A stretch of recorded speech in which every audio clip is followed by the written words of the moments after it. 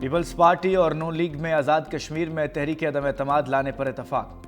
آزاد کشمیر میں حکومت سازی پر بڑی بیٹھک، صدر آصف علی زرداری سے ایوان صدر میں مسلم لیگ نون کے وفد کی ملاقات۔ رانا ثناء اللہ کہتے ہیں نون لیگ تحریک عدم اعتماد میں پیپلز پارٹی کا ساتھ دے گی، آزاد کشمیر حکومت کا حصہ نہیں ہوں گے۔ قمر زمان قائرہ نے کہا پیپلز پارٹی نے نون لیگ کے فیصلے کو مان لیا، آزاد کشمیر میں سیاسی استحکام لانا ہے۔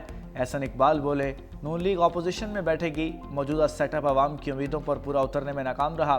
راجہ پرویز اشرف نے یقین دہانی کرائی کہ جوائنٹ ایکشن کمیٹی کے ساتھ معاہدے پر مکمل عمل ہوگا۔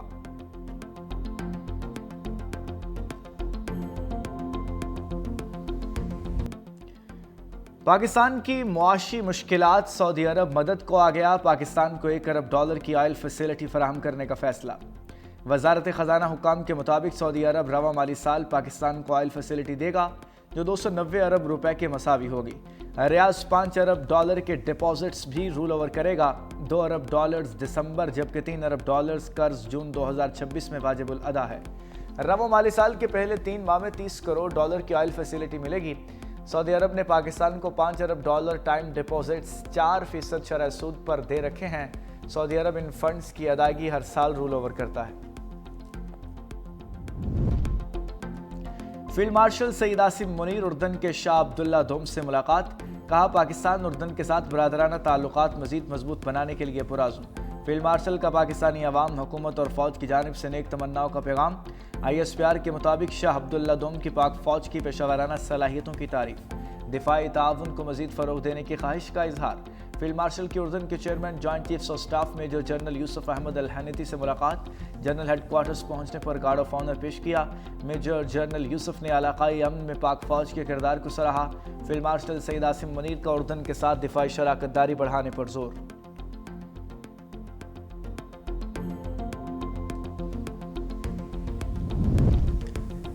بلاول بھٹو کی مفاہمتی سیاست، مولانا فضل الرحمان سے ان کی رہائش گاہ میں ملاقات۔ دونوں رہنماؤں کا اہم ملکی امور سمیت سیاسی صورتحال پر تبادلہ خیال۔ دونوں رہنماؤں کا قومی اور سیاسی امور پر رابطے جاری رکھنے پر اتفاق۔ بلاول بھٹو کی مولانا فضل الرحمان کے گھر آنے کی دعوت، سربراہ JUI نے بلاول بھٹو زرداری کی دعوت قبول کر لی، کہا آپ اور آپ کے والد کئی بار آئے، ہم ملاقات کرنے ضرور جائیں گے۔ بلاول بھٹو کے ساتھ ملاقات خیر زغالی کی تھی، یہ ایجنڈا میٹنگ نہیں تھی۔ ملاقات میں کسی آئینی ترمیم پر بات نہیں ہوئی، مجھے اپوزیشن لیڈر بننے میں کوئی دلچسپی نہیں، نہ ایسی بات ہوئی۔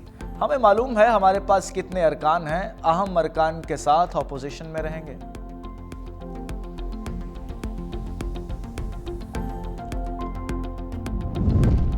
بھارت کی سرحد کے ساتھ فوجی مشقوں پر پاکستان کی گہری نظر، بھارت سے ملنے والی فضائی حدود 48 گھنٹے کے لیے بند کرنے کا فیصلہ۔ 28 اور 29 اکتوبر کو فضائی حدود صبح 6 تا 9 بجے تک بند رکھنے کا نوٹم جاری، کمرشل پروازوں کو احتیاط برتنے کی ہدایات جاری۔ نوٹم کے مطابق کراچی اور لاہور فلائٹ ریجن میں مخصوص روٹس کمرشل پروازوں کے لیے بند رہیں گے۔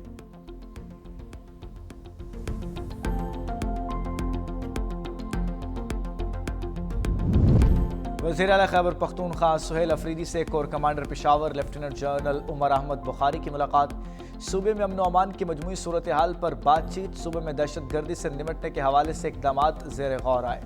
وزیر اعلیٰ نے کہا کہ پاک فوج اور قانون نافذ کرنے والے ادارے صوبے میں قیام امن کے لیے قربانیاں دے رہے ہیں، دہشت گردی سے نمٹنے کے لیے مل بیٹھ کر لاہ عمل تیار کیا جانا ضروری ہے، قیام امن کی کوششوں میں تمام سٹیک ہولڈرز کو اعتماد میں لیا جائے۔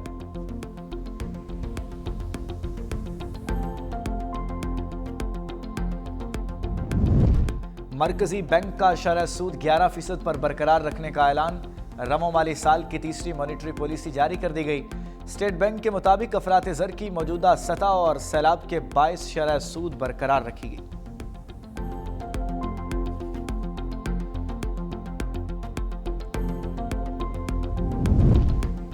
معیشت بحالی کے راستے پر گامزن، معاشی سرگرمیاں مستحکم رہیں۔ وزارت خزانہ نے ماہانہ معاشی آؤٹ لک رپورٹ جاری کر دی۔ رپورٹ میں کہا گیا IMF کے ساتھ سٹاف لیول معاہدہ مضبوط معاشی کارکردگی کا اعتراف ہے۔ حالیہ سیلاب سے زرعی شعبے کو $430 ارب کا نقصانات ہوئے۔ جولائی تا اگست بڑی صنعتوں کی پیداوار میں 4.4% اضافہ دیکھا گیا۔ اے کشمیر توڑیں گے تیرے پاؤں سے ہر ظلم کی زنجیر، جنت نظیر وادی کشمیر میں بھارتی جبر کے 78 سال، آزاد کشمیر اور پاکستان سمیت دنیا بھر میں کشمیریوں نے یوم سیاح منایا۔ اسلام آباد، کراچی، لاہور، پشاور سمیت شہر شہر ریلیاں، دفتر خارجہ سے ڈی چوک تک احتجاجی ریلی، وفاقی وزیر کشمیر امور مقام اور شہریوں کی شرکت، فوجی یونیفارم میں ملبوس بچوں کا بھی اظہار یکجہتی، شرکا کے بھارت کے غیر قانونی قبضے کے خلاف نعرے۔ علیمہ خان کی مسلسل غیر حاضری، راولپنڈی کی انسداد دہشت گردی عدالت نے 5ویں مرتبہ ناقابل ضمانت وارنٹ گرفتاری جاری کر دی ہے۔ عدالت نے علیمہ خان کا شناختی کارڈ، پاسپورٹ اور بینک اکاؤنٹس بلاک کرنے کے احکامات پر رپورٹ طلب کر لی۔ نادرا، پاسپورٹ، امیگریشن اور اسٹیٹ بینک حکام کو نوٹسز جاری، عدالت نے مزید سماعت 30 اکتوبر تک ملتوی کر دی۔ پولیس کا فلک جاوید سے پیٹرول بم برآمد کرنے کا دعویٰ، لاہور انسداد دہشت گردی عدالت میں اسلام آباد پولیس پر حملے کا کیس، عدالت نے سمن جاوید کی بہن فلک جاوید کا 5 دن کا مزید جسمانی ریمانڈ دے دیا۔ تفتیشی افسر نے موقف اپنایا، ملزمہ اسلام آباد پولیس کے افسران پر حملے میں ملوث ہے، ملزمہ سے پیٹرول بم برآمد کر لیا، مزید تفتیش کرنی ہے۔ عدالت نے جسمانی ریمانڈ پر محفوظ فیصلہ سناتے ہوئے مزید ریمانڈ دے دیا۔ انتظامیہ کی جانب سے کوئی کوتاہی برداشت نہیں ہوگی، وزیر اعلیٰ پنجاب کا سخت پیغام، مریم نواز کے زیر صدارت امن و امان کی صورتحال پر اہم اجلاس۔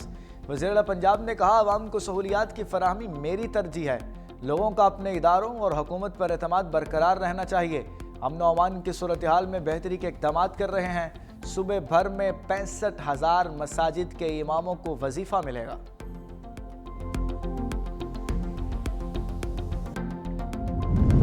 جدید ٹیکنالوجی کے ذریعے شفاف حکمرانی، سندھ حکومت کا عزم، وزیر اعلیٰ مراد علی شاہ نے کراچی میں فیس لیس چالان سسٹم کا افتتاح کر دیا، کہا سندھ ایک بار پھر فخر سے سب سے آگے کھڑا ہے، ٹریک سندھ میں ڈیجیٹل شفافیت اور جدیدیت کی جانب اہم قدم ہے، جدید ای ٹکٹنگ سسٹم سے انسانی مداخلت اور جانبداری کا خاتمہ ہوگا، ٹریکس کا آغاز کراچی سے 200 کیمرے نصب کر کے کیا گیا، کیمروں کی تعداد 12,000 تک بڑھائی جائے گی، نظام کو مرحلہ وار سندھ بھر میں وسعت دی جائے گی۔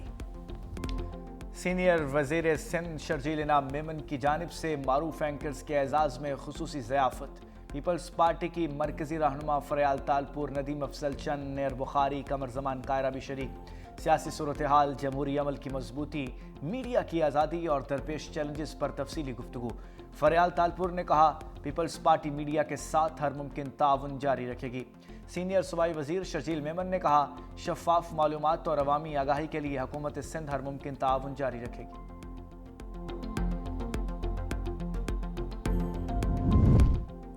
سیلاب متاثرین کو تنہا نہیں چھوڑیں گے، وزیر اطلاعات عظمہ بخاری کاظم ننکانہ صاحب میں میڈیا سے گفتگو کرتے ہوئے کہا، پنجاب کو تاریخی سیلاب کا سامنا کرنا پڑا، اتنے بڑے سیلاب سے جانی نقصان کم ہوا، بھارت نے بار بار پاکستان کے دریاؤں میں پانی چھوڑا۔ وزیر اعلیٰ مریم نواز نے سیلاب متاثرین کی خود گھر گھر جا کر امداد رسی کی۔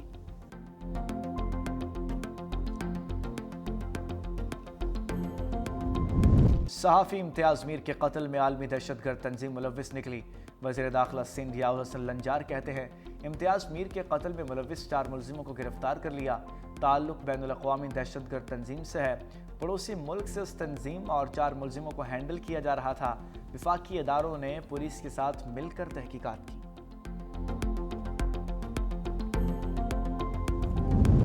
لاہور میں دھوئیں کے بادل گہرے، شہر بھر میں اسموک کے ڈیرے، آلودہ ترین شہروں کی فہرست میں دوسرے نمبر پر، ماہرین کی شہریوں کو احتیاط برتنے کی ہدایت، گھر سے باہر نکلتے ہوئے ماسک پہننے کا مشورہ۔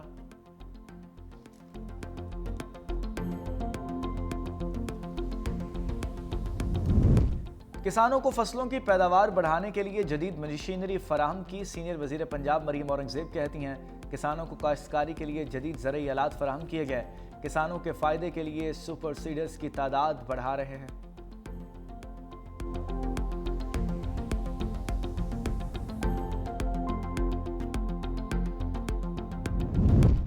کوٹ ادو کے نجی ہسپتال میں ناقص ڈائلیسس مشین سے ایڈز پھیلنے کا خدشہ، انتظامیہ 3 مریضوں میں ایڈز کی تشخیص کے بعد حرکت میں آ گئی، نجی ہسپتال کے ٹیکنیشین کے خلاف مقدمہ درج، انکوائری کا آغاز۔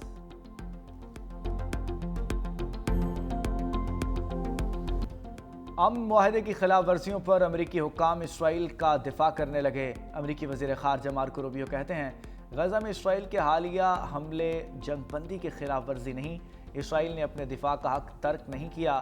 اگر کسی فوری خطرے کا خدشہ ہو تو کارروائی کی اجازت ہے، جس پر تمام ثالث ممالک متفق ہیں۔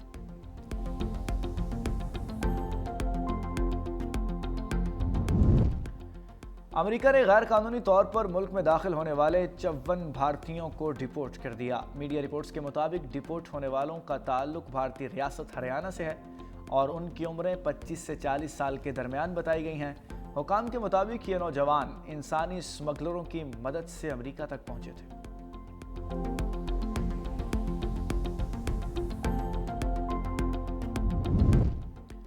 کیمرون میں 92 سالہ صدر 8ویں بار ملک کے صدر منتخب ہو گئے۔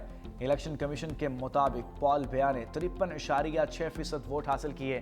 حریف عیسیٰ چروما 35.1% ووٹ لے سکے۔ نتائج کے اعلان کے بعد صورتحال کشیدہ، پولیس اور اپوزیشن مظاہرین کے درمیان جھڑپیں، 4 افراد ہلاک۔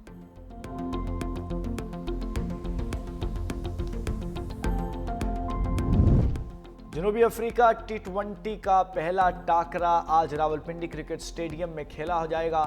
پریس کانفرنس میں کپتان سلمان علی آغا نے کہا قومی T20 ٹیم مضبوط اور باصلاحیت ہے۔ ایشیا کپ میں کافی کچھ سیکھا ہے، غلطیوں سے سیکھ کر T20 ورلڈ کپ کی تیاری کر رہے ہیں۔